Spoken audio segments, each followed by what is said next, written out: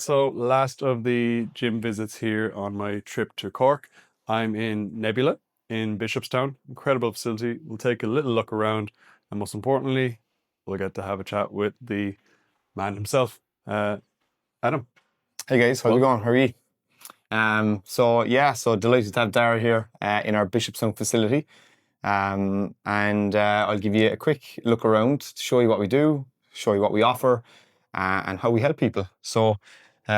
Basically, we operate a 2,500 square foot facility here in Bishopstown. We also have a separate studio facility as well, just adjacent to this room that I'll show you in a second. And then we also have two other facilities in Cork as well. So we have one in Cove, and we have a new gym coming as well in Macroom. So we're expanding as we go along. But just for this facility, what we have is we have 7 racks up on one side. We have 2 full power racks on the other side. In between, we have this lovely big space. So we have this 25-meter AstroTurf track that facilitates all of our warm-ups, all of our sleds, all of our conditioning work as well. We have ample dumbbells. So we have dumbbell racks, 3 separate dumbbell racks around for easy access. We have our plyometric boxes as well. The big thing that we have here in Bishopstown is we have space. Okay, so that's probably the best piece of equipment that we have in the gym is space.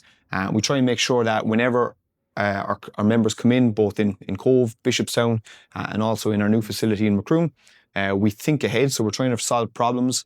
The biggest problem that we solve in all of our facilities is busy people who can't access good coaching gym training. So basically they're time constrained, they're knowledge constrained, or they're fitness constrained. So we solve all of that for them.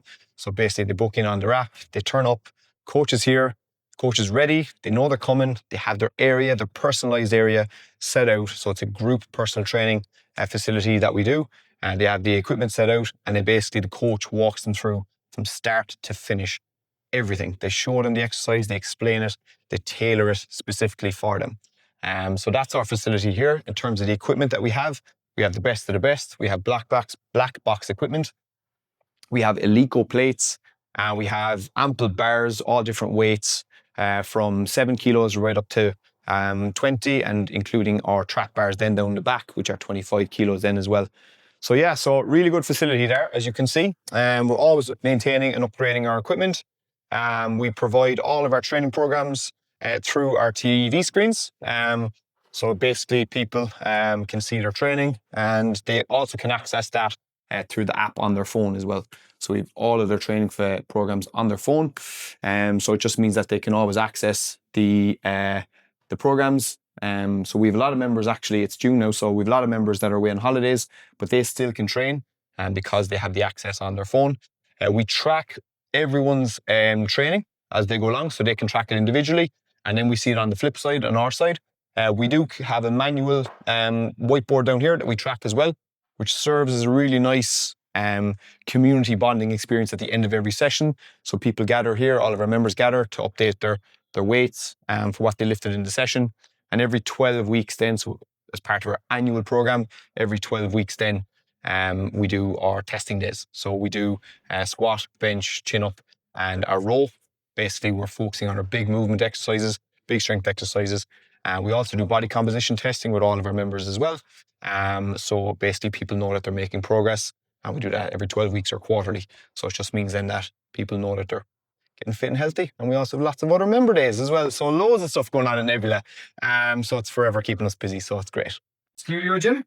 So this is where we do our small group personal training in the evenings. Really nice facility. Basically, we're a really morning heavy gym. So all of our members love training in the morning, but we also coach people in the evenings as well.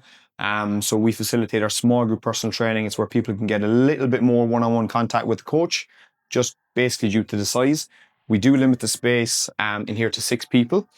So again, the exact same setup. We go through all of our training programs the same way. So we bring them through the programs on the screen. We also have our whiteboard here that people like to watch as well. Basically, we lay out the facility, we coach people through it, and we're only, as you can see there, we're only ever like 3 or 4 meters away from all of our members when they're training. And this place also doubles up as a yoga studio as well. So as you can see, we have Nice aesthetics in terms of the pictures on the wall, our lighting as well. So we actually convert the whole place to a yoga studio in the evenings then as well. And then Madeline comes in and does the yoga classes as well. So it's a really good facility. Adam, thank you for showing me around your incredible facility. No problem. I'll definitely get a chance to visit the other two also with the upcoming new edition. That's exciting. Yeah.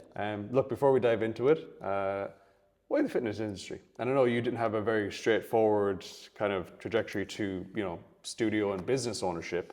But what was it about just, fitness or strength and conditioning in general? Did it stem from your love of sports or? So probably similar to what a lot of coaches would say. You probably would have had quite an intensive experience maybe when you're younger, that led you toward a path of fitness, health, wellness, whatever it may be. I definitely had that as well. So I remember when I was I think it was 14 or 15, I was okay at sports. I was pretty handy, right? So I was on these development panels and all this kind of stuff in terms of hurling and football when I was younger. But I always had this pain in my knee, and it wouldn't go away, and it would get really bad after sports. So I remember my father took me to see a physio and an osteopath and a chiropractor and all these different professionals, and nobody could help. So I remember I basically started YouTube and everything, and I gradually found things that strengthened my knee, and I started doing them literally every single night, ritualistic, at home, and it helped. And I was kind of amazed by it. I was kind of amazed by the power of, if I do this, I'll feel that. And it's just that basic bland equation of, if I do this, I'll feel that. That was the equation that kind of stuck with me. And it's the equation I still apply to people that I coach, to the business, to decisions I make that way. That if I do this, then this is what happens. And it's an input-output kind of equation for me. I'm kind of a black and white character that way. And I, in fairness, Kate, my partner, my fiance, my business partner as well, she's the grey. So she's the go-between that. If I'm not fully sure, she normally fills in the blanks. But when it came to health and fitness and wanting to get into that, so my draw was naturally towards that then. But my mindset as I went through my teens was everything was about better, optimize. That was just me. I still have that mindset. It's really good. It can be very detrimental as well, I will say. Yeah. But that was just it. So I was always looking to try and get better at something, no matter what it was. I remember sitting in my guidance counsellor office when I was in Leaving Cert, and this was just before, a couple of weeks before my Leaving Cert, and she said to me, she goes, "What do you want to do?" And I said, "Oh, I don't really know, but all I know is that I want to be really good at everything." And she said, "You can't be really good at everything." And I just said, "Why?" And she couldn't answer me. So then I took it upon to myself to go, right, perfect. That was kind of validation for me. So basically, when it came to Leaving Cert and all that kind of stuff, I had all of my courses in my Leaving Cert were physiotherapy. I think medicine was on there. Didn't get it. Yep. Wasn't good at remembering stuff when I was 17 to go on to do medicine, and but there was this one course that was strength and conditioning. It was a brand new course to Ireland, and my dad said, you should put that down on your CAO, and I think I put it down number 8. It was the bottom thing. I got it, right? I didn't get my first 7. That came in. I said, "Feckin' hell, I'm going to be doing strength conditioning, whatever that is." But it turned out to be exactly what I wanted to do, which was practical based. So I'm not in an office, I'm in a gym. It's coaching, it's people facing, which is what I wanted to do as well.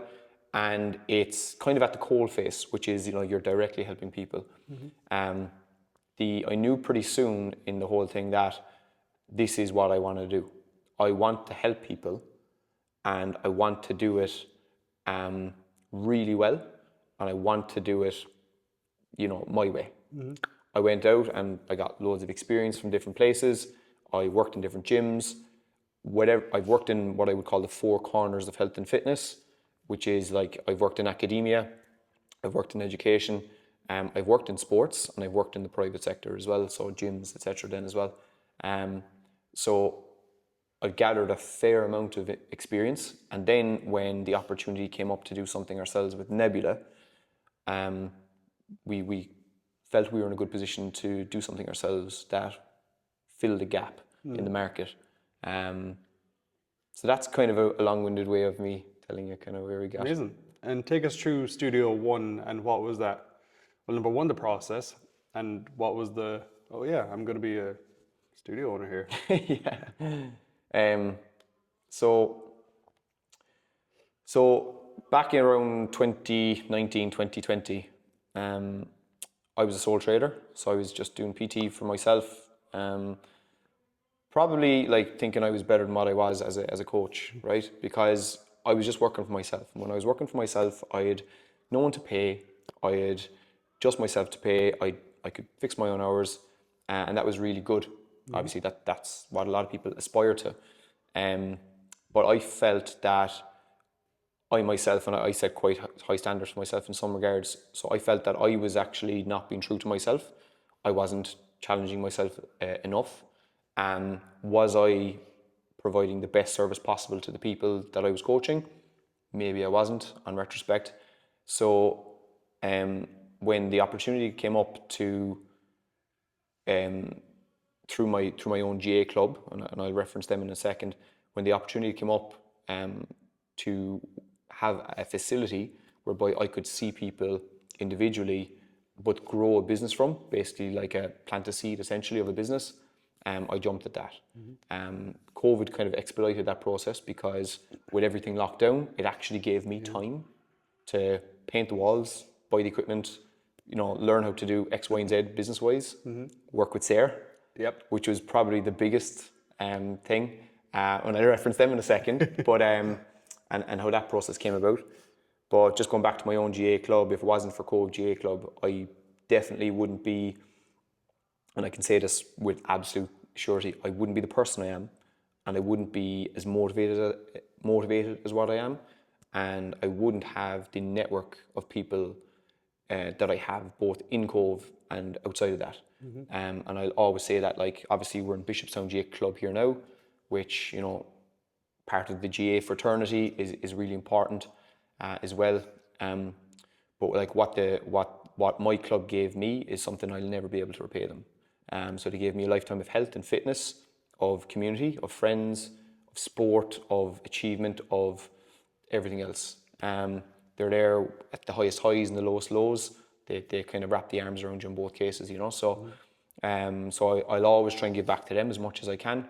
But then when the opportunity came up to expand or to build that facility, I found that I didn't know what I was doing.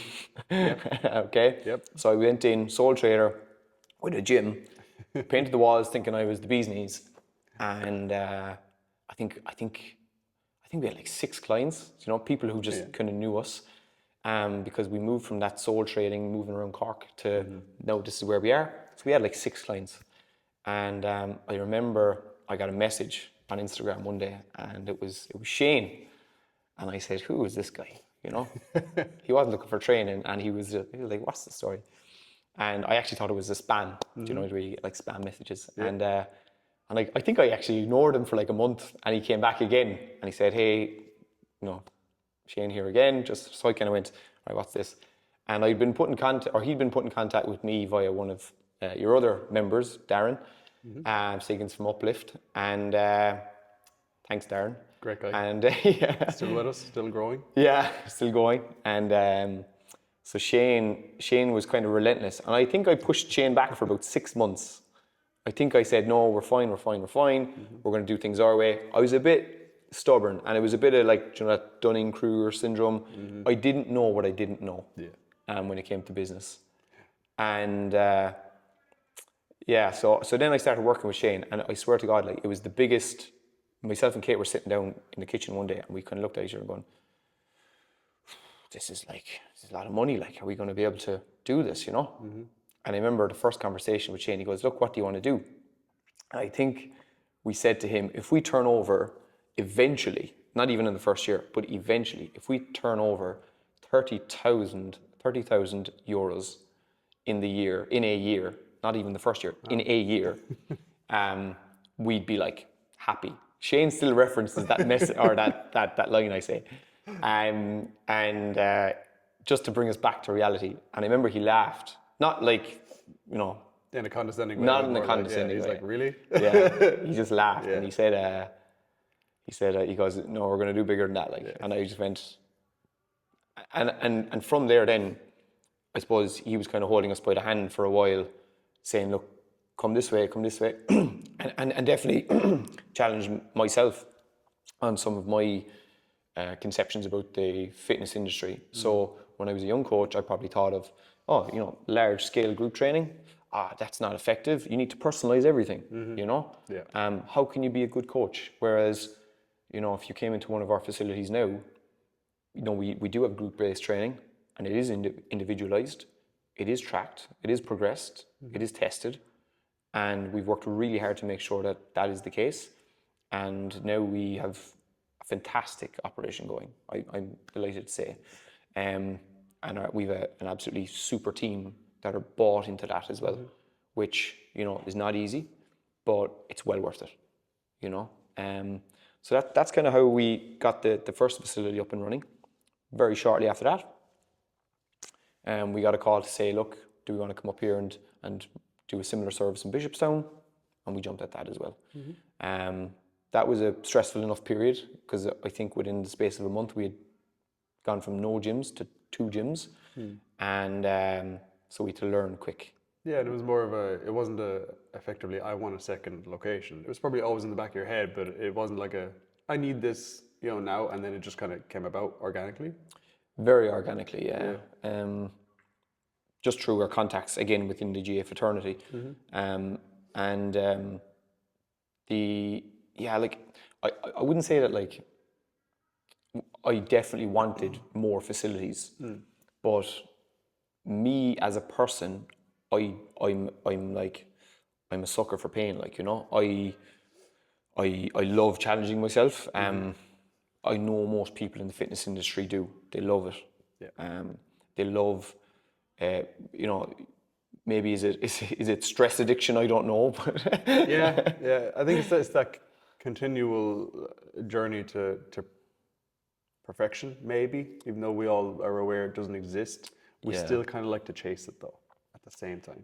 I think so, and this kind of goes back to, like, probably my last conversation with Shane on that we had on our calls, right? And my views on growth in business and what business is have changed dramatically, like, especially in the past year. They've always been kind of tinkering along, like, slowly changing to where we are now, but definitely the past maybe 18 months, 12 months, they've changed dramatically. So what are some of those? So probably at the start, I felt like business was a vehicle to get money, right? So business was a vehicle to get money, to buy a new car, to buy a house, and it is, of course. That was one of our objectives, sort of myself and Kate, my business partner, right? So we've done that, but I have changed my view. Now it's impact.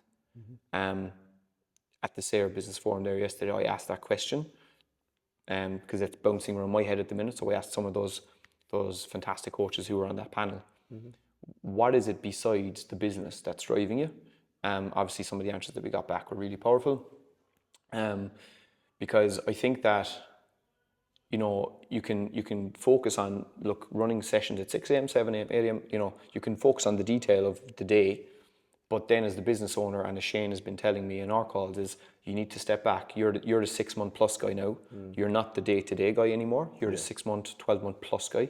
And my head has definitely gone there now. So I think that impact is the big thing. So now I can safely say, because I actually worked it out the other day, we're impacting like over 500 people per week with Nebula.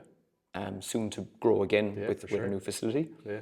And when I say impacting, I don't mean that we're directly teaching them how to deadlift every single week, but between our clients, between our clubs, between our teams, we are directly impacting over 500 people every single week from all walks of life. So adults, juveniles, men, women, injured, non-injured, athletic, non-athletic, we're impacting all those people. And that's going to grow. So I think like my views on business have changed from just running a business, hamster wheel, running sessions, to how much can I impact a community? That's through a gym. So we're in the business, we're in the service business. We're a service business that serves fitness. That's the way we view it, rather than we're a gym. And I think that's definitely feeding my psyche over the past month or two, especially, you know, leading up to the conference, business forum there yesterday. So yeah, it's changed. You know, you're all about impact and affecting lives now, essentially. Yeah. And I actually had a great chat with some of your team yesterday with Adam, Aaron, and Steph. Right? Chris. Right? Yeah. And great guys. Also, you've built an incredible team, and they spoke volumes about you, not only as a leader, but also just the community and what you are building. Would you say that building a team has come naturally to you?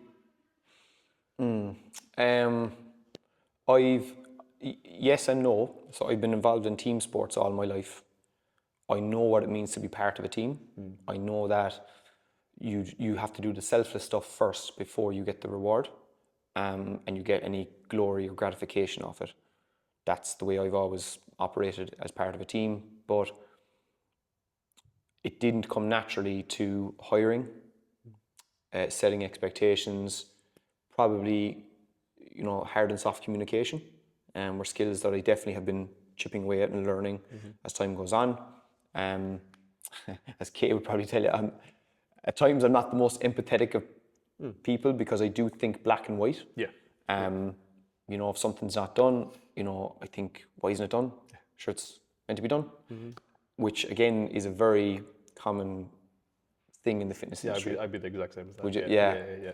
Especially as entrepreneurs, our job is to get things done, pretty much, right? That's what we sole purpose is. So it's almost like confusing when other people don't get it done. Yes. Yeah. That can also be very limiting when you are trying to build a team, right? Because not everyone is like us. No. You know, not everyone's a born entrepreneur or business owner. Some people are born to be just great team members, and you empower them to be the best that they possibly can. Whether that's intentional or whether you're just getting better at it, or maybe it's just you. You know, I think some people are born to just work with people, whether that's in a, you know, client-facing role, or whether now the role that you're stepping into, which is, you know, empowering your team. You know, and it's like something that you said there is like, it just reminds me of something that Kate said to me once upon a time. She goes, not everybody is going to be as passionate about your thing as you are, and unfortunately that does include your employees. And that kind of took me by surprise when she said it, but it was just so honest and real, and like it was refreshing actually, because now it forced me to think differently about the way that I manage a business, and that I can't just expect things to be done at 11 o'clock at night. But I actually have to think ahead now and go, okay, when is that coach working? Now I need to put stuff in for the start of their shift so that they see it. So I'm thinking ahead that way. And yeah, like I think managing people, and like I will say, like the team that we've grown very slowly in terms of our team. And we've worked with some really good coaches that aren't with us anymore as well. I'd say that they're part of what Nebula still is. So shout out to those guys. But our current team as well are like really good people. And like when we do hiring, we hire based off of like personality, fit, attitude, work rate, ethic, before what college degree you have, or if you don't have a college degree, or etc. It's the last thing I'd probably look at. So, and those guys that we have are really good people first.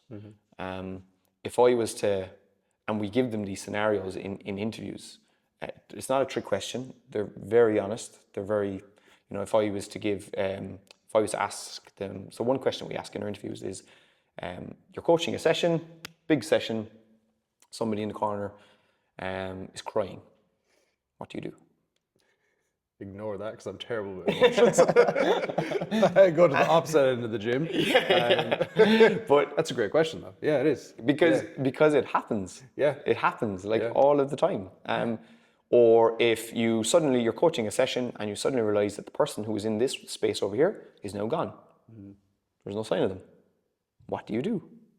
Okay, and because it happens. Yeah.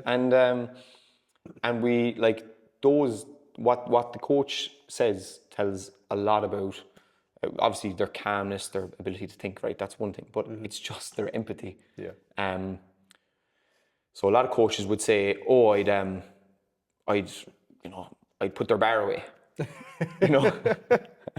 Yeah, fair. No, my legitimate answer is obviously go down and make sure they're okay. And Make sure if they they're want to step okay. outside. And Yeah. it takes some personal time. Yeah. Exactly. No, come on. Yeah, exactly. Yeah. Come on. 30 seconds. 30 seconds to go. 30-second cry break. Come on. And I think all our coaches, when I asked them that question, they all said, well, they all started with ooh, that's a tough one.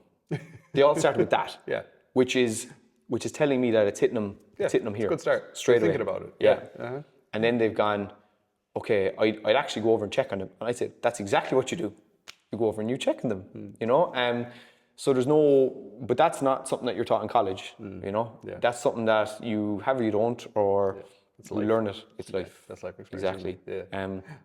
Yeah. So like all our team are they're exceptional that way. So basically it makes my job really easy. All I have to do is make sure that they know about injuries, medications, exercise techniques. That's the stuff I can teach anyone. Yeah. So I've done that for years, so I can do that. So every single week we go through every single member, every single injury that's crept up, if it's a niggle in their elbow, their knee, whatever it is, to exercise modifications. We talk through every single member inside our facilities. So it just means that we're delivering the best possible service for the people who are in our care. And that's would the majority of your members be kind of Gen Pop? Would they be athletes? Obviously, I know you take teams and that's slightly separate. But yeah, even for the average people coming in, do you still go through the testing and both in lifts and both in physical? Do you do all those things with General Pop? Yeah, General Pop. Yeah. So so out of our member base, we try and set up our business, and we're very careful about what we add into our business, because as soon as you add something in, so like there's this thing in Japanese culture, I don't know if you're aware, right? But basically it's in knife making in Japanese culture, and it's kind of something that we try and apply to our business. Going to get very, what would you call it? Yeah, here now, but Dive in. Yeah. But I remember I seen it on a program years ago, and I said, that's cool. So in an age where everyone is looking for optimization, perfect individual fit, etc., I remember I watched the show about Japanese knife making. Don't ask me why I was watching that in the first place. But it's basically there was a master knife maker in Japan, and he made the knives. And if you were to look at the knives, you wouldn't think that they're made by a master, because they look bland. But the master makes the knife so that everybody can use it. Not so that one person, it fits one hand. Yep. So the master knife maker makes it so that it fits all hands. And I remember thinking okay, if I'm going to start a business, I'm going to start a business that is accessible to all, regardless of age. We do work with only over 18s for insurance reasons, but age, ability, health, injuries, etc. So we like to train people with that individual focus. That you come in, we have our workouts, but we can tailor things for you. But one of the things that we're very conscious of is people, a lot of our members. I remember one time we had a client come in and they said, I said, oh, have you trained before? And they said, yeah. I've trained in a gym somewhere up the country. I can't remember where it was. But they said I was up there for a couple of years before I moved back to Cork. And I said, oh yeah, perfect. And I said, and he said, yeah, I actually just left the gym. And I said, oh, why? And they said, oh, I just, for my own reasons. And that was a couple of weeks went by. And I said, I went up to this member and I said, look, you're in a few weeks, are you enjoying it? He goes, oh, I'm loving it. He said, I'm absolutely loving the training. And I said, is it similar to what you did before? And he goes, yes, the exact same. I said, so why are you loving this versus what you did before? And he goes, you don't send me 2 emails a day. Right? And I kind of went, oh, yeah, like, because we send out emails only when they're absolutely necessary. Yeah. So it goes back to the knife thing. We send out 1 email every single month, which is our newsletter, and everyone gets that. Mm-hmm. And then we only send out an email if something's happened or we've holidays or dates have changed or session times have changed. That's it, which is only very infrequent. So our clients get maximum 15 emails a year, right? Which you might say is like not that much. No, we can talk through that. But well, they're going to carry more impact, I suppose, because you're not expecting them, are they? Exactly. Yeah. So like the bounce back we get off even our newsletters, like we get this like stream or thread coming back on unreal class, really good. What's this? Do you know, we get this stream of stuff coming back because we try and jam everything into that newsletter. So it's kind of bumper every time. But I remember when he said that, I kind of went, oh yeah. So like that member is only looking. He wants to book, come in, train, leave, not think about it, get on with life. And then we need to have a service for that. But we also need to have a service for, like, I'm thinking of one of our members who comes in every 6 a.m. He's here every single day. 6 a.m. training. He's writing his scores up on the board. He's tracking it in the app. He's here every single testing session. He's messaging us looking for like the best tips on how to, clean something or jerk something. And there's a space for those 2 clients in our gym. Okay, so it goes back to that knife thing whereby, if you can make the facility or the product suit all levels. So we're very careful about what we add in. So if we suddenly added in, we only do this type, then it would probably deter a lot of our current members.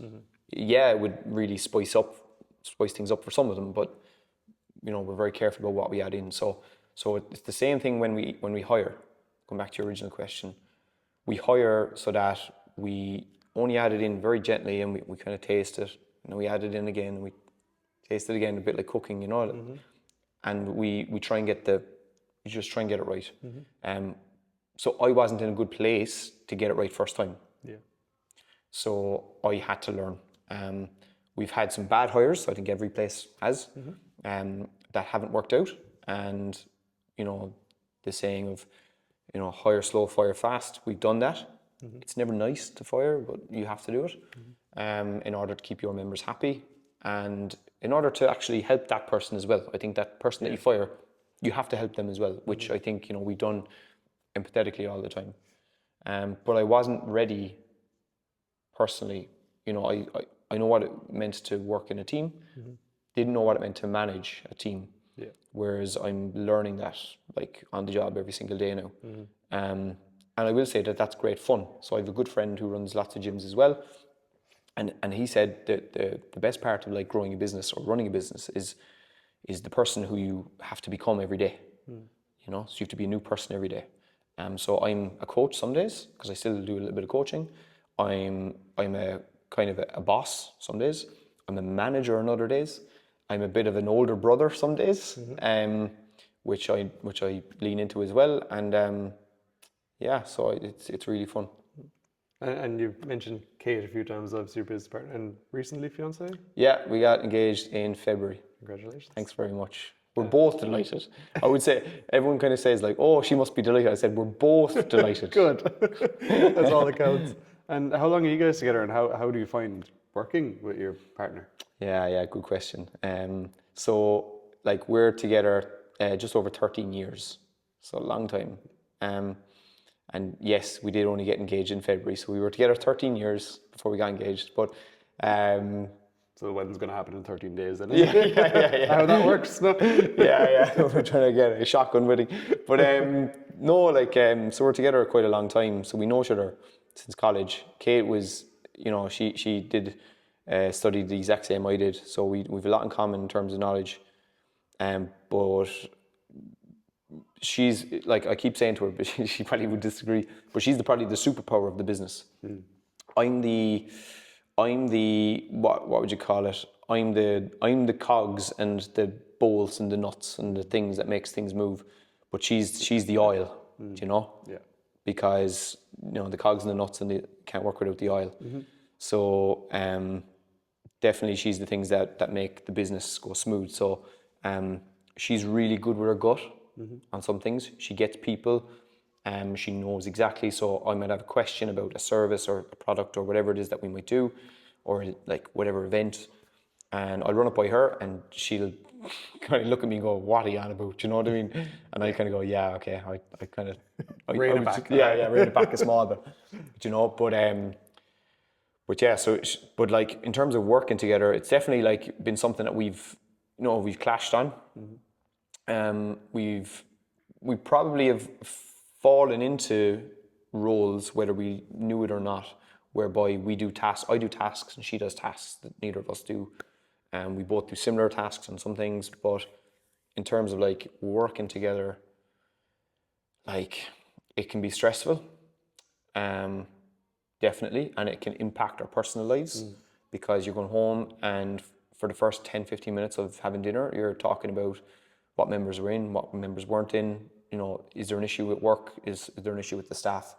So it can definitely impede on that, and probably maybe sometimes your joy from a day's work, I will say. But at the same time, I get to see my future wife every single day pretty much, and that's kind of cool, I think, which I'm happy. That's not a bad trade-off, I would think.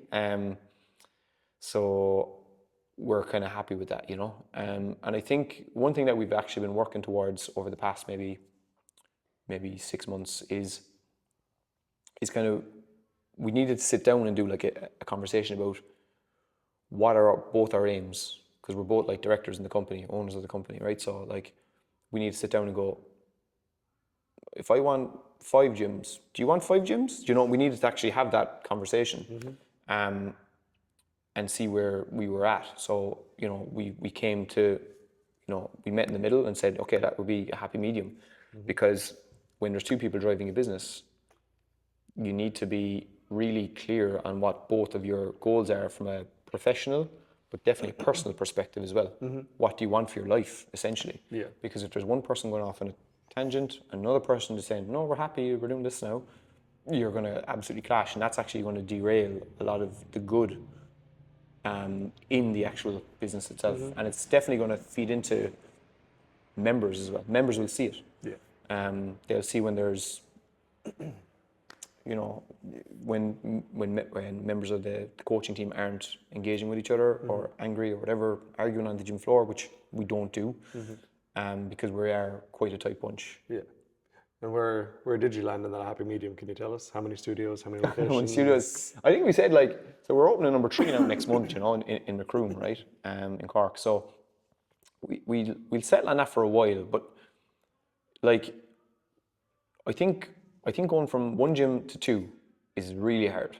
You know, going from 2 to 3 is a different beast again, but then probably going from 3 to 4 or 4 to 5, you know, you're really systemized at that. Like even opening the next gym now, like gym number 3, I'm so relaxed about it. I'm just, because I know what works, I know what doesn't. We have our systems. They're really stress test against, you know, 2 facilities. Yeah. And there is things that I don't know about this new gym that, you know, definitely will stress me out a small bit. But like, in terms of what we do, how we coach, how the service runs, how we treat people, that's the stuff that was really stressing me out at the start. Yeah. I'm not stressed about that anymore. So going from 2 to 3 is less stressful.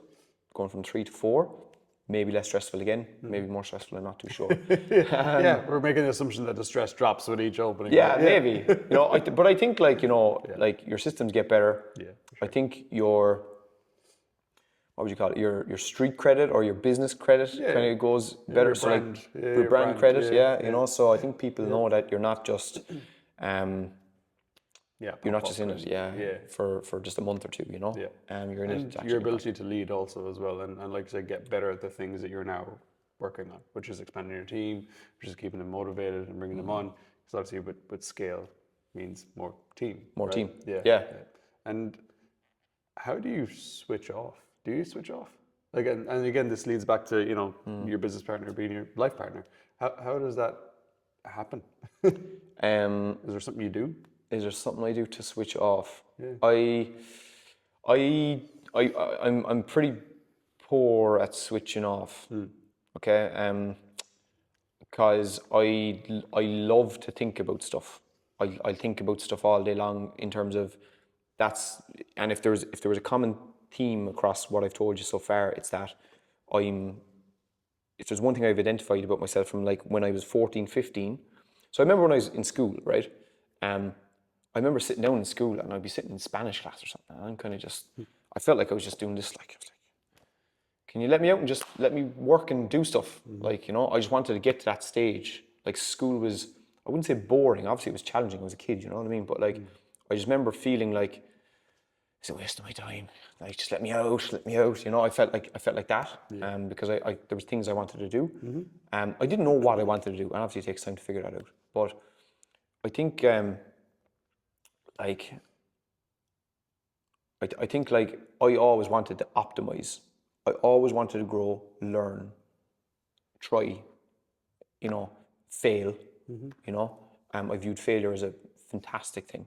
Failure now is unbelievable. If failure happens, my initial response now is great. It's yes, I know it now quick, you know, and I can fix that. I love building things. Like I was a big Lego kid, you know, which, you know, I'd sit down for hours and just play with Lego, and I just love building things. I'm terrible at like construction, actual like DIY construction. I can screw a screw, you know what I mean, into a wall, but that's about it. But like I just love the concept of growing and building and networking and business, and I just love that kind of concept. And the gym, which is obviously what I really love, allows me to do that and feed that passion. But like I think like I how do I switch off? I don't, if I'm being honest. I'd lie down in my bed and I'm planning my next day, and I'm saying, okay, and I visualize my next day. I walk through it from start to finish, how it looks, where I'm driving, when I'm going to eat, what I'm going to do. That's one thing. How I do switch off is I have times in my week, and I use like actions, probably more mindfulness than anything else, to try and get myself back to a place of calm. And I know you're big into this as well, whereby as a business owner in the fitness industry, like life is just mental. Like I don't know, like bar some of the hospital staff that come in that we coach here, like their lives are bloody mental. Like the stuff they do is off the charts. Like, you know, and when you hear about it here at like a 9 a.m. session, you know, you're kind of going, right, so you're up at 3 a.m. there and you were like doing surgery on that person, like wow, and now you're here. Like that is mental. And now you're going back and do the same thing tomorrow morning, probably. Exactly. And they're just talking about the weather, you know, and you're kind of going, how do you switch off, you know? Like that is a superpower. But the, like, how do I switch off? I suppose I switch off by at a certain time on like a Saturday. So today's Saturday. So like later on, I have it in my diary. It's watch TV. Right? Yeah. I have it in and it can be that simple. Like, it's that simple. I think we overcomplicate switching off, and I don't know if people probably give out to me for this, considering I do breath work, obviously, but I never switched off, but it was bad for me that I never switched off because it affected my sleep, right? It affected my training, you know. I think I got to a stage where I was like, I'm looking after so many people, you know, that I can't even give my own headspace to look after myself. Yeah. And that's when I was like, oh, okay, now I actually need to switch off and really do something about this, because it's starting to negatively impact my health And that for me, hopefully you never get there. You seem to have a better control on it, maybe. But that for me was like, yeah, right, I need to switch this off. Switch. Yeah, I just Play need back. to, yeah, completely. Like not even a pause, a full on. Did you find like delegation? Because I know like with your gym before, you were a business owner. Yeah. Like you were running that, you were coaching it, and then you were doing lots of other stuff on the side. Did you find like delegation hard? Yeah. Next to impossible. Yeah. Next to impossible. Very difficult, and I still do. To be honest, it's still a skill that I'm working on now that I'm at SAOR. You know, when I was when Shane promoted to head of business, now I assist the team in their day to day, and helping them get better at what we do and different systems, and obviously I take over the marketing as well. So I still find myself doing things, and I'm like, I probably shouldn't be doing this. Yeah. Like I should probably hand this over to one of the team. And then it makes me feel bad because I don't want them to feel like I don't trust them, because I do. We also have an incredible team at SAOR. And I don't want people to feel like that. And now that thought is what helps me delegate. I'm putting it on them. I'm like, are they going to think that I don't trust them and I don't think they're good enough to do this? And I don't want anyone to feel like that, right? No matter what. So that now is a thought process that before I sit down to a project or a task, I'm like, okay, well, they also have this skill and they're good at it, right? So I trust them to do that. And if they see me doing it myself, they'll be like, yeah, he doesn't trust me. He doesn't believe in me. If the team doesn't believe in you, then it's not going to be a team. It's not going to be a team. Yeah. And there's tensions are going to arise and that kind of thing. I think I remember I worked as part of my college.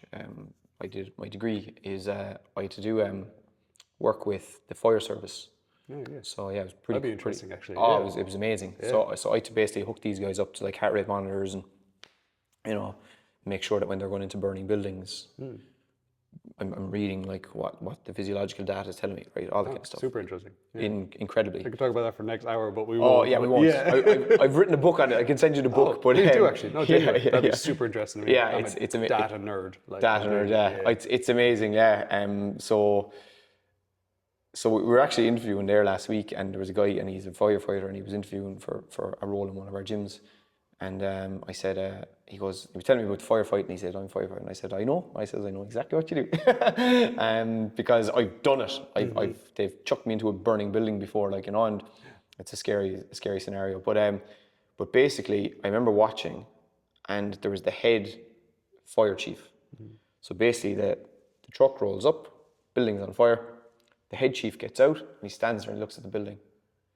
And then he gets the rest of his firefighters, he goes, right, get in. We're going in the store. We're going up that way. And he stands there. And I remember seeing he's not going in. Why isn't he going in? Why is he sending the boys in? He's a coward, is what I initially thought.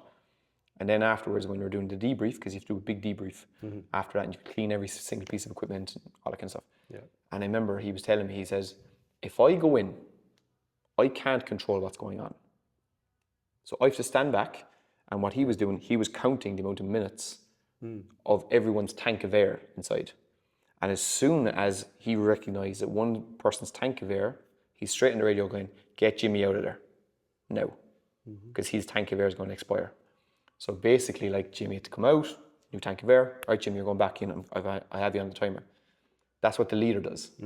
Because if the leader goes in, everything falls apart. Yeah. Yeah. And that was a big lesson for me. So delegation now was something that doesn't scare me as much anymore. Yeah, definitely might create a bit of admin work on the back end if something doesn't go right. But I find that, especially with our team, we've a young team, but as I was saying, they're super skilled, and they probably still don't know it, but they are super skilled and really good communicators, and they have skills that I don't have, and they've taught me a lot about myself, but they've taught me a lot about other things that I don't know, and they are the worst thing about a young coach is that if they don't have a mentor, so I have to mentor them, because I've had that, and I'm lucky to have had that. I've had great mentors, down through the years coaching, obviously SAOR now with business, so I have to do that to them. It's what they deserve, and if I don't, and if I'm rushing in, putting out the fire, it won't serve them. That's a great example, actually. I actually had a podcast with another Adam. He's based in Australia. He's a fire chief at Perth Airport. Oh, right, okay. Incredible guy. Whoa. Like, incredible. His stories is truly incredible. And if you want to see, so he took over a franchise and then he took over a second failing studio. He will tell you the first one literally was him being a fireman, like literally putting out fires all sides. But he's so systems and process driven, naturally, because that's what keeps them alive pretty much, right? You imagine an airplane that goes up in flames, right? You've got, what do you say? I don't know, I'm going to make this up, but whatever amount of gallons of jet fuel, it goes up like that. And you've got people, right? So everything with them, it's like a 3-second response time, as in they need to be up out of bed. And he's like, the body just does it now.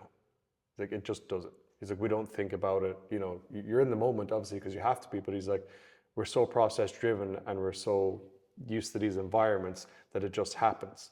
He also has the ability to step outside of those guidelines or those processes, but he's like, usually, it was a great line, I'll probably muck it up, but he's like, usually the set guideline process is the best way. Usually the set guideline process is the best way. And you're kind of like, Yeah. shit, it is. It is, yeah. Yeah. So he's like, why would we deviate from that? Why would we deviate from we it? know that this is the process. It's been tried, it's been tested, it works.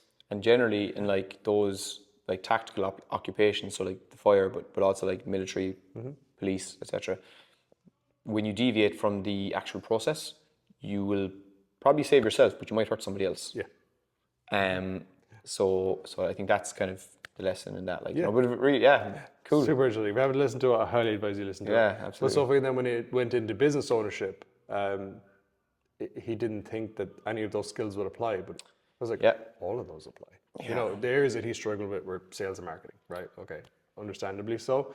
But he's got the processes so nailed down, and his ability to also convey those processes and educate his team on those processes is it's incredible. Like, I'd love to actually just be a fly on the wall at one of his team meetings, because I'd say it's just so dialed in. You know, it's incredible. And his team speaks for that, and his business growth speaks for that. Really? He's like tripled the original, so second studio took over. It was struggling. They're still making money, but he literally tripled revenue in the first 2 months of the studio, just by bringing in proper processes and bringing in SAOR to upskill his team with sales. That was it. But he's brought in, he's like, I know it now. I use it here, quite like what you're doing actually with your, you know, your studios. He's like, cool, learned all the, you know, the mistakes, put out all the fires, figured out when the fires start, when they come up. Studio 2, bang, in the door, 3 months, 4 months, I think it might be 6 months in now, and his revenue's just through the roof, skyrocketed. And he's like, and it's hard to kind of go easy. back as well, like, you know, like, because his processes now sound so good, it's hard to, like, if something happened in the business, it's hard for that, like, revenue to even decline and come back. Yeah, you he's know? got all the fail stops in place, basically. Yeah. You know? And now he's going on to, he'll have Studio 3, 4, 5, like, for sure. Because, like, this one was easy. He's like, I actually was, like, pumped. He's like, I was so hyped. It's like, I went and actively sought out a studio that was struggling. Because I didn't care what the studio did. It's actually a Pilates studio. He's like, but could have been yoga, could have been a small group, could have been anything. He's like, but I just knew the type of business that I wanted. He's like, and I know I can go in there and absolutely smash it. And he did. Yeah, that's an incredible mindset to have. It is, and it's probably like that optimistic mindset of like, and that's probably what happened with our third location was, you know, I wasn't probably actively looking for, like, I always have, like, I'm always open to an opportunity, right? Always. I think you have to be as a business owner. If it's to partner with the local, you know, club, or if it's another facility, or if it's whatever, right? You have to be open. And you have to be willing to hear it and see an opportunity, right? But with that third place, with our third gym, like, I didn't go looking for it. But when I seen it, I said, okay, it kind of piqued my interest a small bit. I actually let it go for about a week or two until I went back again. And I walked into the place, to the unit that it was. And straight away I was like, yeah, 100%. This could be a gym. Yeah. You know what I mean? No problem. Just fix that. Yeah, perfect. Gym. Really good. So I think that you have to be optimistically looking towards, which is something that when I was younger, as a younger coach, I was probably more pessimistic than optimistic. I was saying why things couldn't work, or I was saying why whatever. And I remember, like, you know, obviously, like, SAOR's mantra is to help harder, and that was a message that Shane drove into me. So you lean into the difficulty of the conversation to actually extract the positivity or the optimistic side out of it, which is, it's something that I do literally on a daily basis. If I'm in here coaching somebody and they say, "Oh, I only had like 1 glass of water now today," so, and I'd say, "Oh, well, that's probably one more than nothing," and it's, and it gives you there's 8 hours of the day left, so you got to get another one more, you know what I mean? And then you're following up that person, you're sending them a little WhatsApp saying, you're sending them a little glass emoji, and that's all you have to say, and you're just pushing them a bit more, and then as a result, then they're drinking a bit more, they know that you're there. So that little bit of help harder is there, but obviously when it comes to sales and stuff as well, that's something that we've heavily leaned into and upskilled that. Yeah, for sure. When your team speak for that, and your growth speaks volumes to that, right? And like I say again, the feedback, all you have to do is flick through your reviews on Google. It's all amazing, and they're just the reviews that people put up. Obviously, we don't hear from the people in here. Look, it is a Saturday. You do need to switch off. You need to go watch your TV. Oh, you need to go watch my TV. I think it's like David Attenborough, Natural World or something. I think is on. That's what I've earmarked. I'm working towards that now today. And if I get that, and that'll be my little switch off. I have a singular bottle of beer on a Saturday night, non-alcoholic, because I stopped drinking alcohol because it just doesn't fit in. But so that's as soon as my arse lands on the couch, beer's on, and then whatever's on the telly is coming on. That's my switch off. I said I'd give you an answer. So that's probably it. Yeah, it's simple. It doesn't need to be anything mad. Everyone has their thing. I do breath work. It helps me when I finish the day. I also have to close my laptop.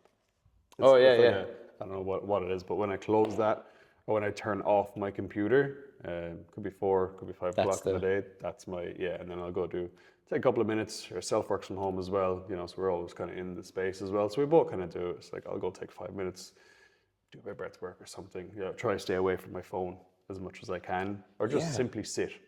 Sometimes I literally just sit. It's it's kind of a thing, I suppose with trying to switch off. It's how bored can you make yourself as quick as possible? Do you know? And that's kind of it's kind of empty all of this in seconds, so I'm just out. And not be and not touch anything, so not pick up anything, but just sit.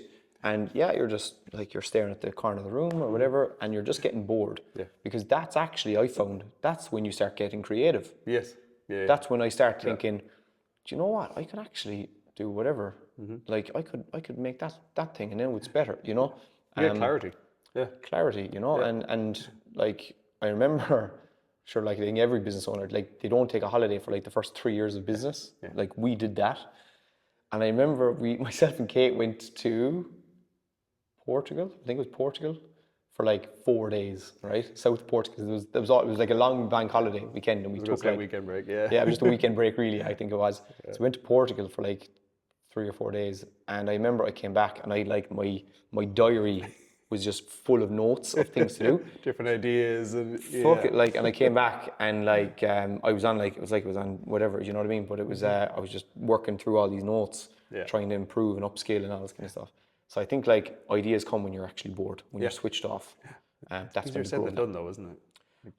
It's so hard. As entrepreneurs, our brain is always going. And again, like I said, there's pros and cons to that. But give it a go today. See if you can get bored. Let's see. I'll try and get bored. As bored as I can, you know what I mean? Yeah. Just... David Attenborough might do that. Just silence in the car, no radios. Yeah, no podcasts. No podcasts. No, just drive. Just hear the wheels. Feel the steering wheel. Absolutely. It's a beautiful day as well. With the sun in on you. Do you know? Yeah. There. Thank you so much for having me. I appreciate it. No hassle. Wish you nothing but success in site number 3. I look forward to coming back, soon and seeing site number 3. All of Adam's links to his incredible studios and social media will be below. And thank you. Thanks, Daire.